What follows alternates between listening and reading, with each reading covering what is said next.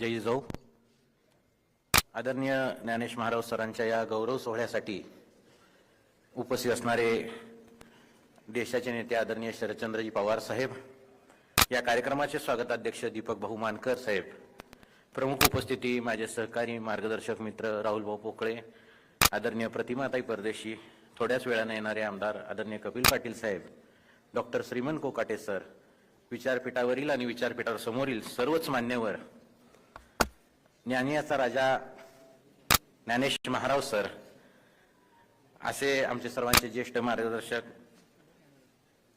पत्रकार, लेखक, नाटककार, विचारवंत ज्ञानेश महाराज सर, विचारपीठावरची समोर उपस्थित असणारे सर्व पत्रकार बांधव साहेब, आज माझ्या आयुष्यातला हा अत्यंत महत्त्वाचा दिवस आहे.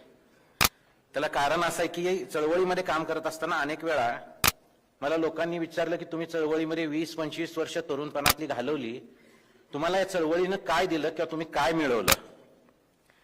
तर ज्यावेळेस आम्हाला हे विचारलं जायचं त्यावेळेस आम्ही चळवळीमध्ये काम करत असताना आमचे जे आयडॉल होते, ज्या ज्ञानेश महाराजांचं पण आम्ही पाहतो आयडॉल म्हणून, त्या महाराज सरांनी आमच्यावरती किमान माझ्यावरती चित्रलेखातून इतक्या वेळा लिहिलेला आहे आणि मला महाराष्ट्रावर पोहोचवलेला आहे. माझं काही एक छोटंसं काम होतं ते त्यांनी महाराष्ट्राच्या नजरेला आणून दिलं. आणि मला असं वाटतं चळवळीनं मला काय दिलं, तर आपण आयुष्यामध्ये ज्यांना आयडॉल मानतो, प्रेरणास्थान मानतो, त्यांच्याकडनं आपला सन्मान होणं, त्यांच्याकडनं आपला उल्लेख होणं, मला वाटतं हे सगळ्यात मोठी आपल्याला शबासकी असते आयुष्यामध्ये मिळालेली. आणि एवढंच नाही, माझ्या आयुष्यात कुटुंबातील ज्येष्ठांच्या प्रमाणे प्रत्येक प्रसंगात आदरणीय महाराज सर माझ्या पाठीशी उभा राहिले. आणि मला असं वाटतं की आपण आयुष्यामध्ये यापेक्षा दुसरं कुठलाच मोठा सन्मान आपण या ठिकाणी मिळवू शकत नाही. कारण का मला आज या ठिकाणी आवर्जून सांगायचं की आपण सर्वजण महाराज सरांबद्दल भरभरून बोलत आहोत, पण महाराज सरांवरती बोलण्याच्या अगोदर मला असं वाटतं की महाराज सरांच्या आईंबद्दल या ठिकाणी बोललं गेलंच पाहिजे, कारण का ते जास्त संयुक्तिक होणार आहे. महाराज सरांच्या आई म्हणजे स्मृतिशेष सुशीला महाराव या अत्यंत कणखर आणि चिकित्सक स्वभावाच्या होत्या. त्यांनी त्यांच्या सर्व मुलांना उच्च शिक्षित केलं, त्या अत्यंत विज्ञानवादी होत्या, अत्यंत कष्टानं सांभाळ केला, आपल्या प्रत्येक मुलाला त्यांनी उच्च शिक्षित बनवलं. त्या स्वतः कर्मवीर भाऊराव पाटलांच्या विद्यार्थिनी होत्या आणि त्यामुळं विद्यार्थिनी राहिलेल्या असल्यामुळं त्यांच्यामध्ये सत्यशोधक विचारांचं जे बीजारोपण झालेलं होतं ते आपल्याला या ठिकाणी महाराज सरांच्या ठायी तुम्हाला आम्हाला दिसून येतं. म्हणजे संत तुकाराम महाराजांनी त्या काळात म्हणलं होतं की शुद्ध बीजापोटी फळे रसाळ गोमटी, या अभंगाची प्रचिती जर तुम्हाला पाहायची असेल तर ती आदरणीय स्मृतिशेष सुशीलाताई महाराव आणि महाराज सरांकडे पाहिल्यानंतर आपल्याला आल्याशिवाय राहत नाही. मित्रांनो, राज्यभरातील आमच्यासारख्या सगळ्या कार्यकर्त्यांना हे माहित आहे की महाराज सर आईंच्या प्रती प्रचंड हळवे होते. आता महाराज सर म्हणल्यानंतर आम्हा कार्यकर्त्यांना एक माहित होतं की प्रचंड कणखर स्वभावाचे व्यक्तिमत्व, परंतु हे कणखर स्वभावाचं व्यक्तिमत्व सुद्धा आईंच्या जाण्यानंतर ज्यावेळेस अत्यंत त्यांच्या आयुष्यामध्ये एक पोकळी निर्माण झाली, आम्हाला काळजी असायची की महाराज सरांचं आता कसं व्हायचं, तरी सुद्धा महाराज सरांनी संपूर्ण महाराष्ट्रातल्या चळवळीच्या कार्यकर्त्यांवरती आईची माया धरण्याचं काम हे कायम केलं. महाराज सरांची माझी पहिली भेट जी झाली ती मुळातच लिखाणाच्या माध्यमातून झाली. मला आठवतोय तो दिवस 12 मार्च 2001 साली साप्ताहिक चित्रलेखामध्ये छत्रपतींचं काय होणार नावाचं एक आर्टिकल महाराज सरांनी लिहिलेलं होतं, एक लेख लिहिलेला होता. आणि मी ते चालत असताना आम्हाला आठवतोय त्यावेळेस आमच्याकडे पैसेही फार कमी असायचे, आम्ही त्या विकत घेतलं, त्याच्या झेरॉक्स काढल्या, ज्या वळी मान्य नव्हत्या त्याच्यावरती चिकटपट्टी लावली आणि त्या झेरॉक्स काढून वाटल्या. कारण का पहिल्याच प्रसंगामध्ये एवढं सगळं पेलवण्याची आमची ताकद नव्हती. परंतु हे का सांगतो तर पंढरपूर जसं हे विठ्ठलासाठी प्रसिद्ध आहे तसं अनेकांना हे माहिती असलं पाहिजे की विठ्ठलाच्या बरोबर पंढरपूर हे सत्यशोधक चळवळीचं पूर्वीपासून केंद्र राहिलेलं आहे. या पंढरपुरामध्ये जुन्या काळामध्ये सत्यशोधक बाळासाहेब मोरे वकील साहेब असतील, ज्यांना ते पूर्वी नंतरच्या काळात आमदारी होते आणि खासदारी होते, बाजी शिंदे असतील, हवप काळे महाराज असतील, ही सर्व सत्यशोधक मंडळींनी शाहू महाराजांच्या काळातली सत्यशोधकच्या काळामध्ये चालवली. जिल्ह्याचं नेतृत्व सरदार लिगाडे हे जे सांगोल्याचे होते त्यांनी त्या काळामध्ये केलेलं होतं. आणि हे या विसर पडलेल्या सत्यशोधक चळवळीला आमच्या तरुणपणामध्ये हे पुनर्जीवन करण्याचं चालना देण्याचं काम जर कोणाच्या लिखाणामुळे झालं असेल तर ते महाराज सरांच्या लिखाणामुळे झालेलं आहे. आम्हाला या ठिकाणी अभिमान वाटतो की महाराज सरांचं लिखाण वाचून आम्ही घडलो, वाढलो आणि अजून त्यांच्या या सत्कार समारंभानिमित्त देशाचे नेते आदरणीय शरदचंद्रजी पवार साहेबांसमोर आम्हाला या ठिकाणी बोलायला मिळतं. ही सगळ्यात मोठं माझ्यासाठी आयुष्यातला क्षण आहे. आम्ही विठ्ठलाच्या सभा मंडपामध्ये एकदा व्याख्यानमाला भरवली होती. आणि महाराज सरांचं तिथं सभा मंडपामध्ये व्याख्यान ठेवलं होतं. 5,000 वारकऱ्यांसमोर व्याख्यान ठेवलं होतं. त्यावेळेस मंदिर शासनाच्या ताब्यात नव्हतं, मंदिर बडवे उत्पादनांच्या ताब्यात होतं आणि महाराज सरांचं तिथं व्याख्यान ठेवलं होतं. परंतु महाराज सरांनी तिथं सुद्धा त्यांच्या प्रबोधनातून संपूर्ण वारकरी संप्रदायाचं जे प्रबोधन केलं आणि पंढरपुरातल्या चळवळीला दिशा दिली, ही दिशा आम्हाला कायम पुढच्या काळामध्ये मार्गदर्शक अशी ठरली. आताच्या काळामध्ये अनेक पत्रकार आहेत, अनेक मित्र आहेत किंवा राज्यातील देशातील, परंतु स्वतःच्या लिखाणामधून देशाच्या राज्याच्या समाजकारणाची राजकारणाची दिशा बदलवणारे एकमेव व्यक्ती कोण नसतील तर माझ्या माहितीनं फक्त ते ज्ञानेश महाराज सर आहेत, की ज्यांनी जेम्स लेनचं प्रकरण असेल, पुरंदरेंचं प्रकरण असेल, या सगळ्या प्रकरणामध्ये फक्त लेखकाची भूमिका न बजावता, लिखाण काम न करता रस्त्यावरची लढाई ते महाराज सरांनी त्या काळामध्ये लढलेली आहे.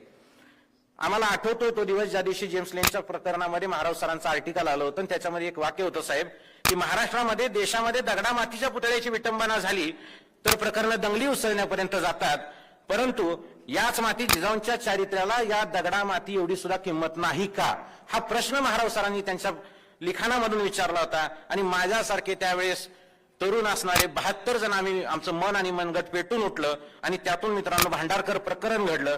हे सर्व घडल्यानंतर सुद्धा महाराज सरांनी जी ठामपणानं भूमिका घेतली की ज्ञान भांडारावरचा, काही जणांनी कालवा केला, गल्ला केला की ज्ञान भांडारावरचा हल्ला हा निषेधार आहे. महाराज सर म्हणले बरोबर आहे, ज्ञान भांडारावरचा हल्ला जर निषेधारा असेलच तो त्याचा निषेध केलाच पाहिजे, परंतु जिजाऊंचा चारित्र्यावरचा हल्ला हा सुद्धा निषेधार आहे हे महाराष्ट्राला ठणकावून सांगणारे फक्त महाराज सर होते. भांडारकर प्रकरण असो व महाराष्ट्रातील फुले शाहू आंबेडकर विचारांना, महाराष्ट्राच्या पुरोगामित्वाला जेव्हा जेव्हा नख लावण्याचा प्रयत्न करण्यात आला त्यावेळेस शिवछत्रपतींच्या एखाद्या गडकोटाच्या किल्ल्याच्या गडकोटाच्या बुर्जाप्रमाणे या मजा आडवं उभारण्याचं काम हे महाराज सरांनी केलेलं आहे. महाराष्ट्र भूषण पुरस्काराच्या वेळेस सरांनी आपल्या आयुष्याची सगळी साहेब जमापुंजी जी होती ती शिवसन्मान जागर परिषदामध्ये उधळून टाकली.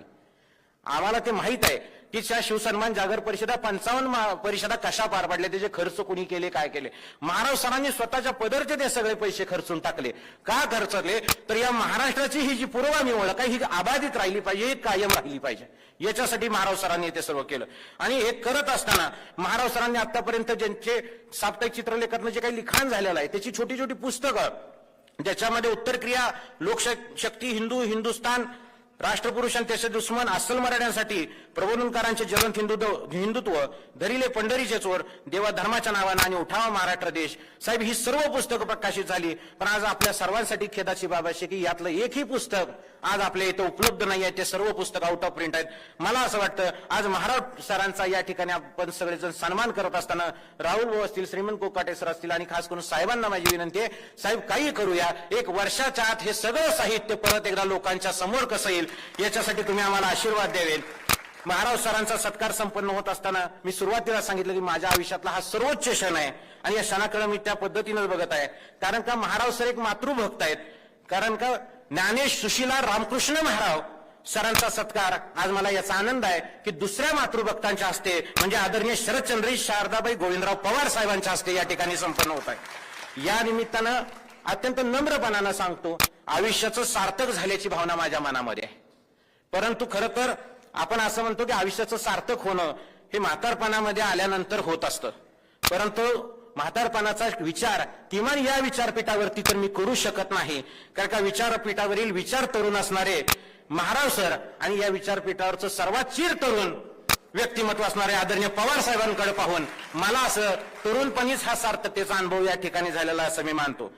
मी अथवा अपवाद वगळता आपल्यापैकी कुणीही पुण्यामधल्या दिनकरराव जवळकरांना, मुंबईमधल्या प्रबोधनकार ठाकरेंना, महाराष्ट्रामधल्या प्रबोधनकार ठाकरेंना कुणीही पाहिलेलं नाही. मित्रांनो, आजच्या काळात ते पाहणंही शक्य नाही. आणि आज आपण जर त्यांचा काही फॉलोअप घ्यायचा म्हणलं, त्यांचा पाठीमागं जायचं म्हणलं, त्यांच्या वाटेनं जायचं म्हणलं तर आपल्याला त्यांच्या वाचनावर आणि साहित्यावरच अवलंबून राहावं लागतं. पण या ठिकाणी मी आवर्जून सांगेन, साहेब तुमच्याकडं आणि महाराज सरांकडे बघितल्यानंतर आम्हाला 2 गोष्टी सांगाव्या वाटतात की ठीक आहे, आमच्या पिढीनं दिनकरराव जवळकरांना पाहिलं नाही, प्रबोधनकार ठाकरेंना पाहिलं नाही, आमच्या पिढीनं फुले शाहू आंबेडकरांना पाहिलं नाही, ते पाहणं शक्यही नाही. परंतु या ठिकाणी अत्यंत नम्रपणाने सांगतो, मला तुलना कोणाशी करायची नाहीये, पण आमच्या वाट्याला, आमच्या काळात जे आमच्या समोर आलेलं आहे ते मी तुमच्या समोर नम्रपणाने सांगतोय की आम्ही जवळकरांना पाहिलं नाही, जेदेंना पाहिलं नाही, आम्ही प्रबोधनकार ठाकरेंना पाहिलं नाही, परंतु आम्ही आमच्या पुढच्या पिढ्यांना अभिमानानं सांगू की आम्ही ज्ञानेश महाराज सरांना पाहिलेलं आहे. आणि त्याच्याही पुढे जाऊन या जेदे जवळकर ठाकरेंना सांभाळणाऱ्या, विचार देणाऱ्या, जे विचार दिले महात्मा ज्योतिराव फुलेंनी, शाहू महाराजांनी सांभाळ केला, बाबासाहेबांनी त्यांना साथ दिली, या सर्व महापुरुषांना सुद्धा आम्ही पाहिलं नाही. परंतु या निमित्तानं अत्यंत नम्रपणानं सांगतो की साहेब, आपल्याकडे बघितल्यानंतर आम्हाला असं, आम्ही येणाऱ्या आमच्या पुढच्या पिढींना अभिमानानं सांगू की ठीक आहे, आम्ही फुले, शाहू, आंबेडकर नुसते अभ्यासले, परंतु आम्हाला त्यांना पाहता आलं नाही. परंतु निश्चितपणानं आम्ही अभिमानानं सांगू की आम्ही शरदचंद्रजी पवार साहेबांना पाहिलेला आहे, अनुभवलेला आहे. आणि त्यामुळं या प्रबोधनकारांच्या जिद्दीने लढणाऱ्या महाराज सरांना त्यांच्या वाढदिवसानिमित्त प्रचंड अशा उदंड अशा विशेष शुभेच्छा देतो. मला एवढी खात्री आहे की आपण महाराज सरांचं शताब्दीचा वाढदिवस याच ठिकाणी साजरा करू आणि त्याचे प्रमुख पाहुणे सुद्धा आदरणीय शरदचंद्रजी पवार साहेबच असतील, एवढी या ठिकाणी अपेक्षा व्यक्त करतो आणि थांबतो. धन्यवाद. जय जिजाऊ, जय शिवराय.